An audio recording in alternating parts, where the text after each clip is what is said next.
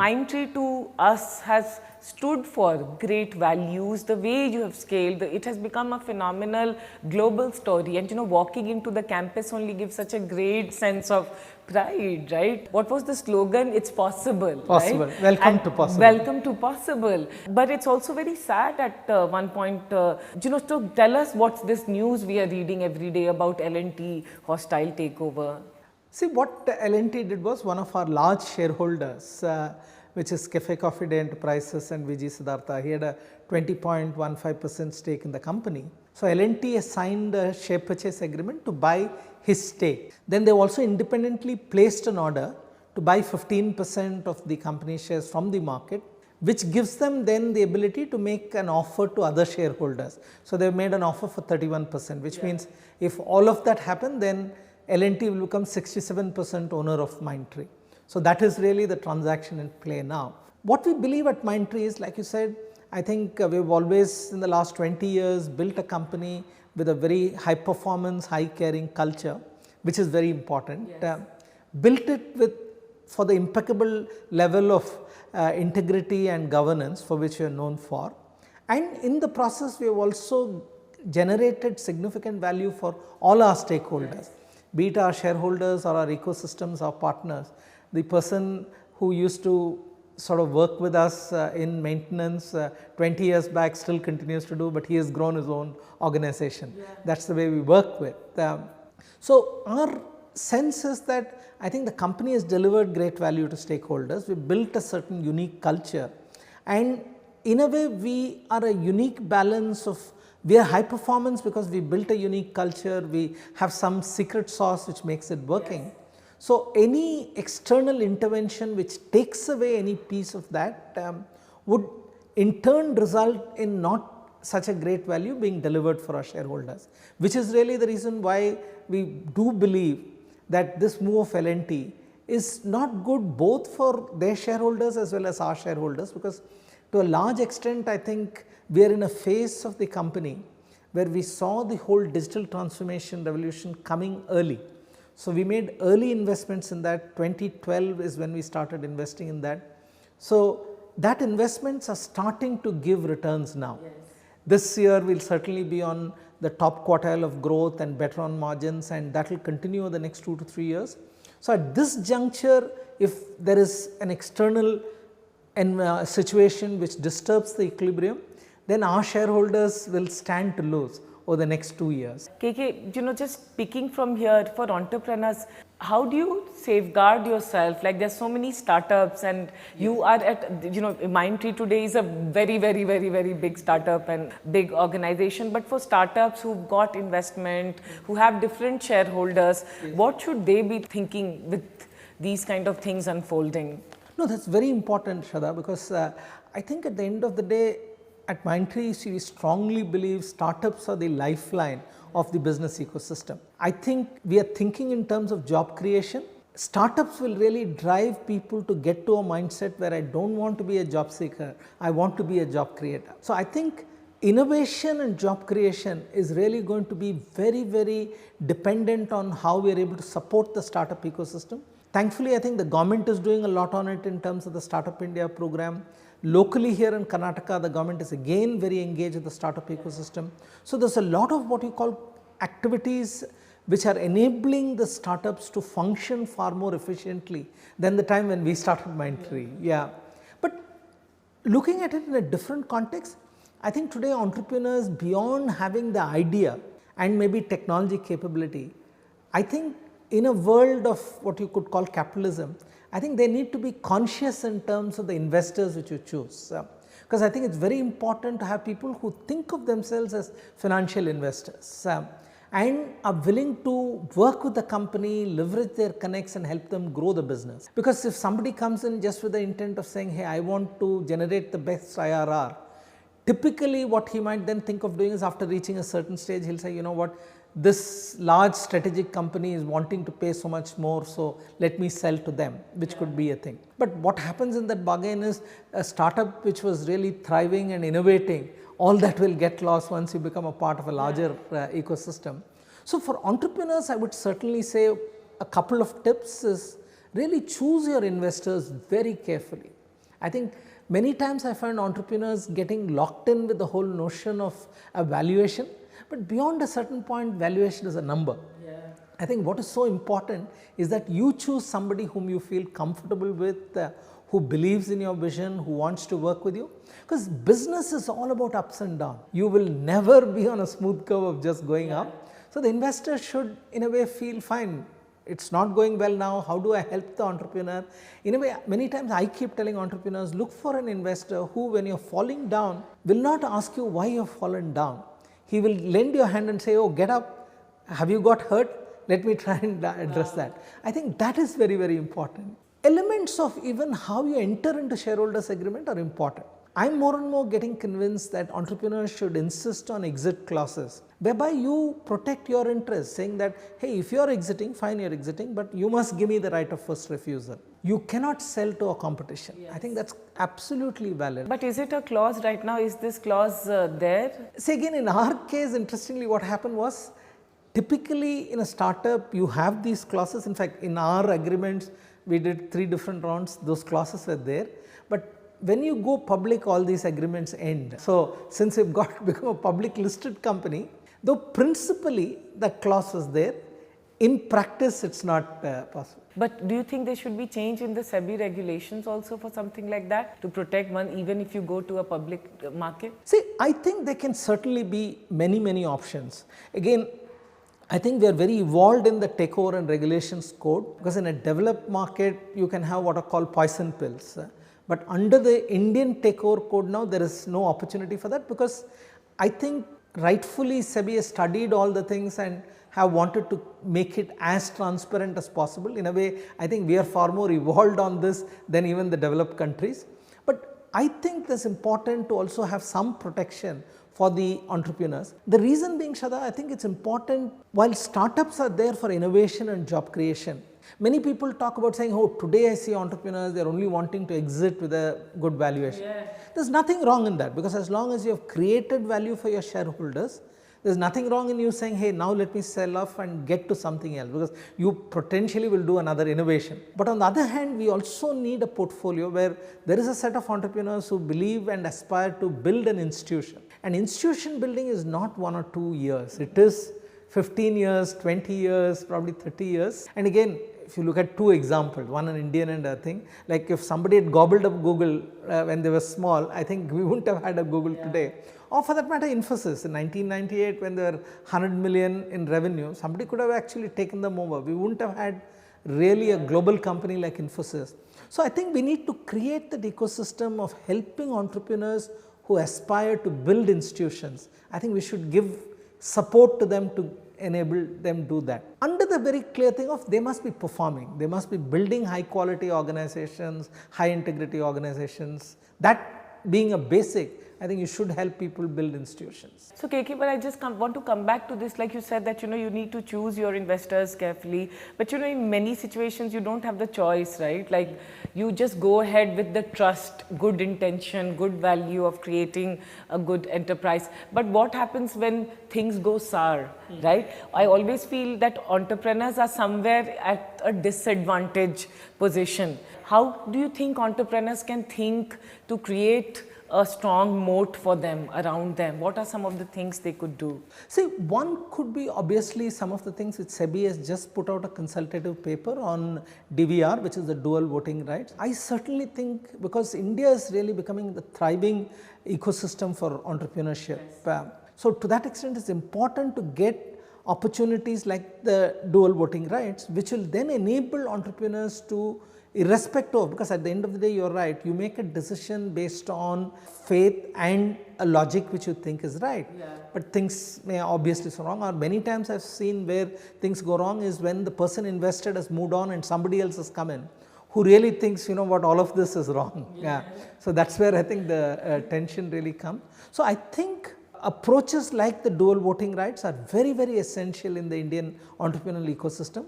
The second thing I believe is, I think many times we are looking at investors and just take a call. Just like I think getting an investor is like getting married. So, it is important to do adequate ref check, talk to other entrepreneurs, understand the ethos of the investor before you sort of sign off.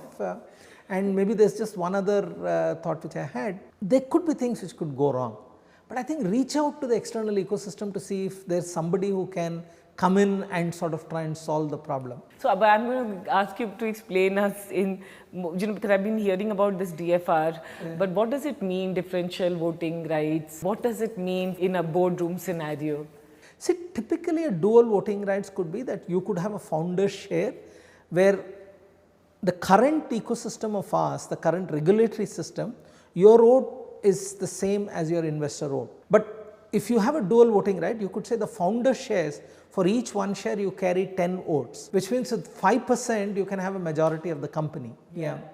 Which necessarily means that nobody who just has the economic ownership of the company displacing the founder. Because to me, I tell you, sometimes I think about it, I think there are two very different roles here. The investor is the economic owner. He is coming in investing because he wants an economic return. The founder is the steward of the company. You have the idea, you have the passion to build the business, you are playing a larger role in terms of steward of the business. Yeah. So, it cannot be that the economic owner displaces the steward, unless there is key reasons of saying, okay, there has been quote unquote malified intentions, there has been fraud. Those could be the only things, and they are easily identifiable. That is a very important aspect, which is why I think a DVR makes a lot of sense, particularly in the context of where we are on the Indian ecosystem. So, it is now there now? See, the consultative paper has been put up by SEBI. Normally, I think SEBI does a great job of it. In fact, they take comments, they then sort of form a working group, and I think within a couple of months or maybe 6-7 months, we would soon see that they might put it into an implementation model. One question is that we are seeing a lot of unicorns coming, a lot of startups growing, and we have this word Soonicorns who are going to be unicorns. And now, I don't know if you followed in the last 3 months, what I'm finding very interesting is that, that 10 to 50 million raise and companies coming to that sizable, which might not be a unicorn, but there are a lot of companies coming, investments happening, so much of activity happening.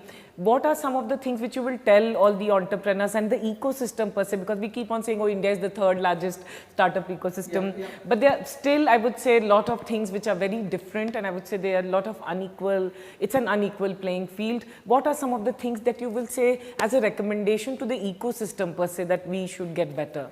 See, you are absolutely right. While the broad theme of saying the ecosystem is a very, very vibrant thing, I was just looking at some data in terms of angel funding to the Series A.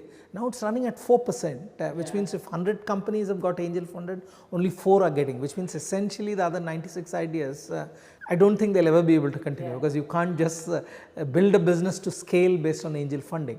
Equally true, Series A to Series B is also in the high single digits in terms of thing. So, I think fundamentally we need to change some of those parameters. What I feel is, in the whole angel ecosystem, the level of initial hand holding, because many times people come with ideas, but their ability to build the idea into money paying customers and make it into a sustainable business, they need a lot of support at that end. So, I think it is important to build that whole ecosystem of mentorship, very close touch with them, and while we have had accelerators, to be honest, I think they have become more physical working places.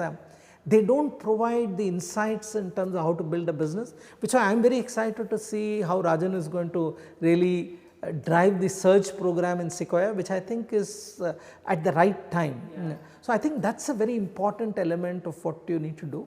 And beyond the Series A stage, I think you need people who understand the business, who can help entrepreneurs scale in that business. Because I think it is important to scale and scale rapidly, because at the end of the day, I think in business you cannot sort of be afraid of scale. I think it is important that you have the mental mindset to be a large scale organization. If you want to have 100 employees, you can never stay with just 10, 20. So, you need to be comfortable with those.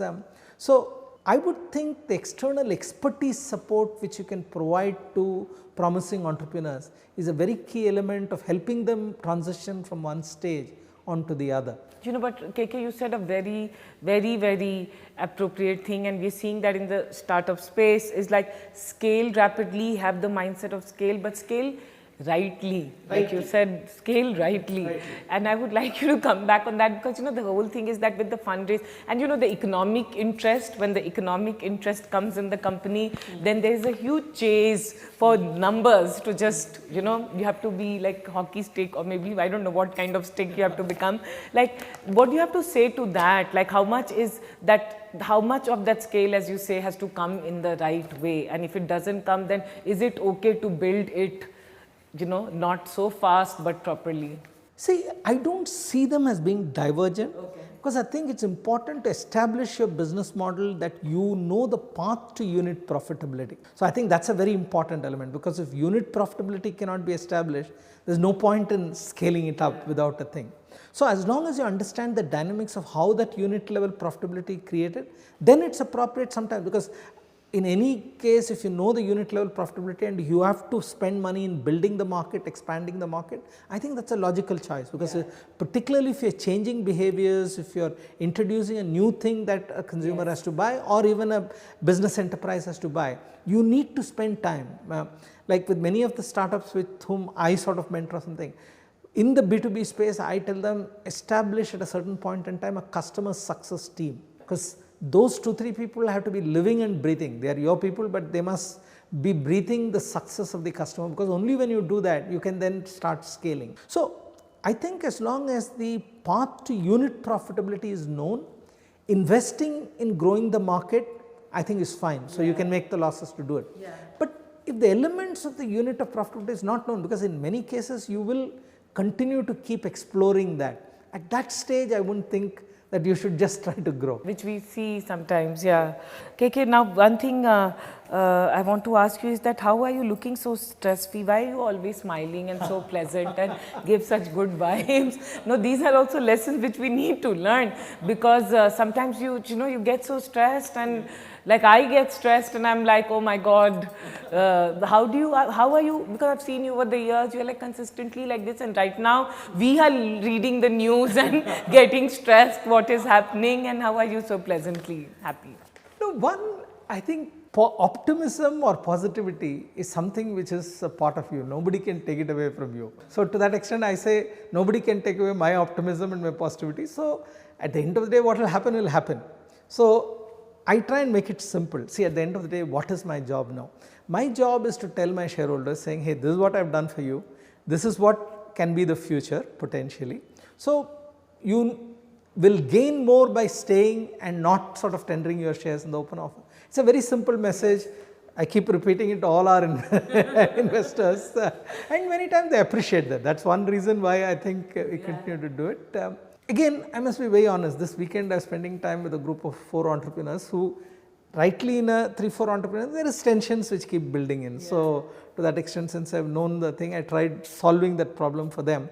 So I was telling them the same thing. I know that yes, there are differences, but it is best that you guys speak and sort of solve it, because all of you are keeping things to yourself, so it's got bottled up, and suddenly you're finding, hey, it's something, and now you have to get an external person to come and solve. I think it's important to retain. See, I'll tell you, I read a book by David Thompson which says that only 1 in 20,000 ideas becomes a $1 billion company. That way, entrepreneurship itself is difficult. It is not a 100 meters race, it's a marathon. I think you have to, and when you run a marathon, you will find pains and you will almost want to give up, but the thing is, that optimism and positivity which you have, you must continue to stay with it, and try and leverage others to really say, how can, if you are not seeing something, how can you get their views to sort of try and make your value proposition a great success. So I have a question, like, one of the things I think culturally we are brought up in such a way that it manifests in our professional and business and leadership styles is we don't like confronting, right? We don't like, I might have an issue with you and I might have an issue in the boardroom, but I won't speak out of sometimes deference. How do you navigate such stage? Because right now you are in midst where I'm sure you are talking to 10 divergent views. Yes. But you have been known, and I've heard from the market that somewhere you have this thing of getting everyone to see. How do you do that? Most people in diversity want to be heard. I think that's an important thing because people want to express their views. So to that extent, it's important to all the time be a very, I would say, patient and active listener. So that's a very important part of it.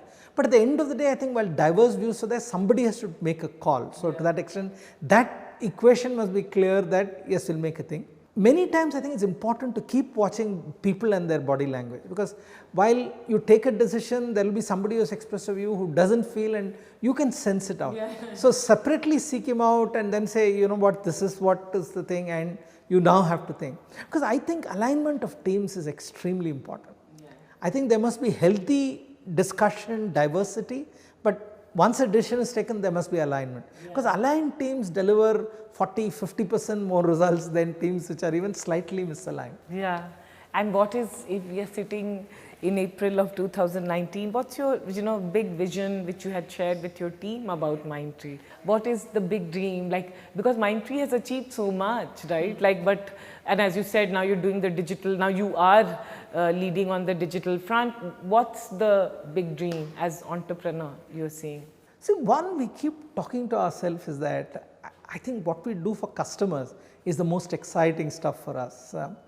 To the extent, maybe in 3 years, maybe in 5 years, we want to see Mindtree on the cover of Fortune, Time saying the best digital transformation company.